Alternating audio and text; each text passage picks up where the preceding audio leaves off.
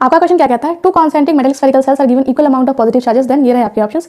हमें पूछा है कि आउटर सेल और इनर सेल में से किस पे हमारी जो पोटेंशियल हायर रहेगी।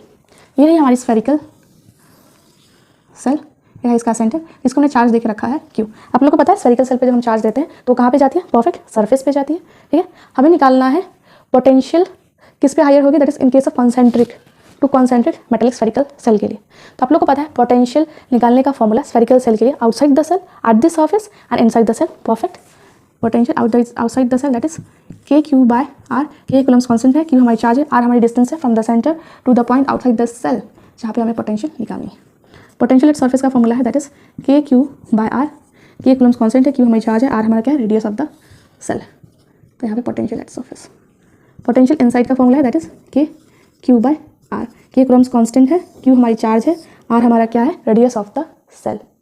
यानी कि हम इस सेल के इनसाइड में कहीं पे भी पॉइंट ले, हमारी जो पोटेंशियल होगी इनसाइड द सेल वो हमारी आएगी के क्यू बाय आर।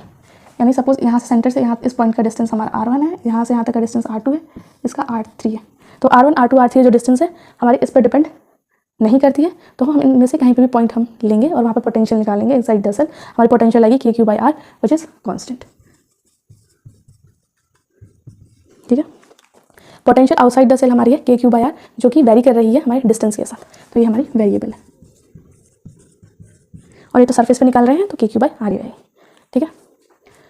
हमें निकालना है two concentric metallic spherical shell के केस में कि किस पे पोटेंशियल हमारी ज़्यादा होगी, आउटर पे कि इनर पे। तो हम ड्रॉ कर रहे हैं to concentric metallic spherical shell.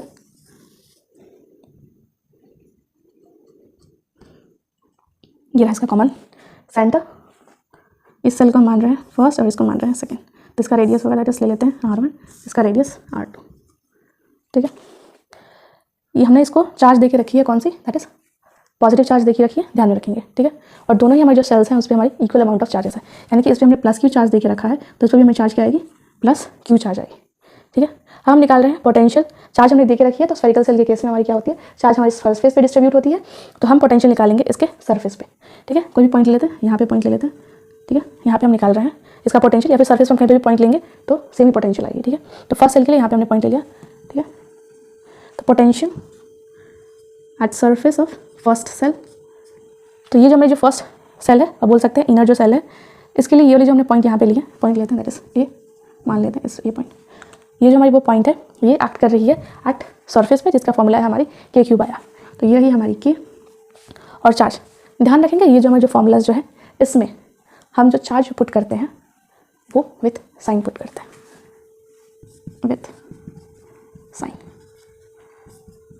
With sign, with sign.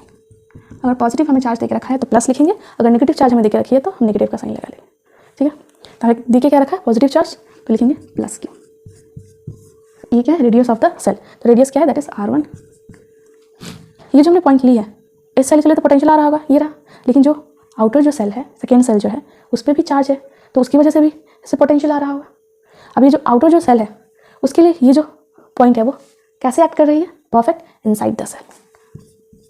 हमारी जो पोटेंशियल जो आएगी इस आउटर सेल की वजह से कितनी आएगी, कि चार्ज कितना देख रखा है, प्लस क्यू ही है, आर क्या है, रेडियस ऑफ द सेल, इसकी रेडियस कितनी है, दैट इज सेकेंड सेल की R2 है। तो ये निकल गया हमारा potential at surface of first shell, ठीक है। हम निकालेंगे potential at surface of second shell. हम इस सरफेस ऑफ सेकेंड सेल पे कहीं भी पॉइंट मान लेते हैं, सपोज यहाँ पे ले लेते हैं पॉइंट बी। तो potential at surface of second shell equals to, ये जो पॉइंट है ये सेकेंड सेल के लिए कैसे एक्ट कर रही है, एट द सरफेस, फॉर्मूला हो रहा कि प्लस क्यू, साइन के साथ लिखते हैं, आर क्या रेडियस है तो इसका रेडियस है R2 सेकेंड सेल की, प्लस अब जो इनर सेल है उस पर भी चार्ज है तो उसकी वजह से भी इस पर पोटेंशियल आ रहा होगा। अब इस सेल के लिए ये पॉइंट कैसे एक्ट कर रही है, परफेक्ट आउटसाइड द सेल, तो इसकी वजह से पोटेंशियल आएगा, चार्ज कितना है इस पर, प्लस क्यू। आर क्या है, डिस्टेंस है from the centre to the point जहाँ पे हमें निकालनी है पोटेंशियल आउटसाइड द सेल, ठीक है। तो ये रही हमारी सेंटर, ये रही हमारी फर्स्ट सेल, हमें निकालना है यहाँ पे पोटेंशियल जो इस फर्स्ट सेल की वजह से आ रही है। तो डिस्टेंस क्या है हमारी इस सेंटर से लेके यहाँ तक की, परफेक्ट दैट इज R2। तो ये निकल गई हमारी potential at the surface of second shell. अब हम इन दोनों फॉर्मूलाज को देखें तो हम देख सकते हैं ये वाली जो टर्म है दोनों में ही हमारी क्या है, कांस्टेंट है। तो हमें डिसीजन जो मेड करेंगे वो इस पर हम बनाएंगे। इसमें हम देख सकते हैं कि प्लस क्यू जो हमारे दोनों में ही सेम है, यानी कि हमारा जो पोटेंशियल जो हमें मिलेगा कि किस पे हायर है और किस पे लोअर है, किस वजह से मिलेगा, दैट इज रेडियस की वजह से मिलेगा, क्योंकि वही हमारे यहाँ पे वेरी कर रही है। अब R1 क्या है, radius of the inner shell, जो कि स्मॉल है as compare to radius of the second shell that is R2 है, जिसकी वैल्यू ज़्यादा है। अब R1 की वैल्यू स्मॉल है, डिनोमिनेटर स्मॉल है, जब हम डिवाइड करेंगे तो जो होल जो वैल्यू आएगी वो क्या आएगी, परफेक्ट बड़ी आएगी, यानी कि पोटेंशियल जो इनर जो सेल पे होगा वो हायर होगा। सिमिलरली अगर हम यहाँ पे देखें सेकेंड सेल पे, तो R2 की जो वैल्यू है एज कम्पेयर टू R1 वो ज़्यादा है, हायर है।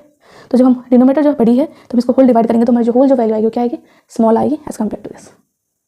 तो हम कह सकते हैं कि पोटेंशियल एट जो हमारी है, potential at inner shell is always higher in conditions में, ठीक है। अब यहाँ पे मैं देखे रखा है मेटेलिक स्फेरिकल सेल, ठीक है। तो एक ऐसी सेल है that is conducting spherical shell है। इसकी जगह मैं देखे रखता क्वेश्चन में नॉन कंडक्टिंग स्फेरिकल सेल या फिर कंडक्टिंग सॉलिड स्फीयर। तो उस कंडीशंस में भी हमारी आंसर सेम आती है, पोटेंशियल हमारी जो इनर जो सेल है उस पर हायर आती है, आउटर में हमारी पोटेंशियल लोअर आती है, क्योंकि उन तीनों कंडीशंस के लिए हमारा जो फॉर्मूला है वो सेम है। अगर हमें देखे रखता नॉन कंडक्टिंग सॉलिड स्फीयर तब हमारी आंसर वेरी कर जाती है, क्योंकि उस कंडीशन में हमारी जो इनसाइड का जो पोटेंशियल निकाले का जो फॉर्मूला है वो ये नहीं होती है, डिफरेंट होती है। क्लियर। अगर इस क्वेश्चन में पॉजिटिव चार्ज की जगह नेगेटिव चार्ज देके रखता तो हम लोग का जो आंसर आया वो जस्ट अपोजिट हो जाता है, यानी कि हमारी जो इनर जो सेल है उस पर पोटेंशियल लो हो जाती और जो आउटर जो सेल है हमारे उस पर पोटेंशियल हाई हो जाती है, क्योंकि नेगेटिव चार्ज देके रखता है और इसको हम पुट करते हैं विद साइन। तो ये जो प्लस की जो चार्ज है वो आती है हमारी नेगेटिव हो जाती है, ठीक है। यानी कि R2 की वैल्यू क्या होती है, इनर सेल है स्मॉल है तो डिनोमिनेटर हमारी स्मॉल है तो डिवाइड होगी तो होल वैल्यू हमारी क्या आएगी, बड़ी आएगी, लेकिन नेगेटिव में आएगी तो हमारी पोटेंशियल क्या होगी, इसकी लोअर पोटेंशियल हो जाएगी।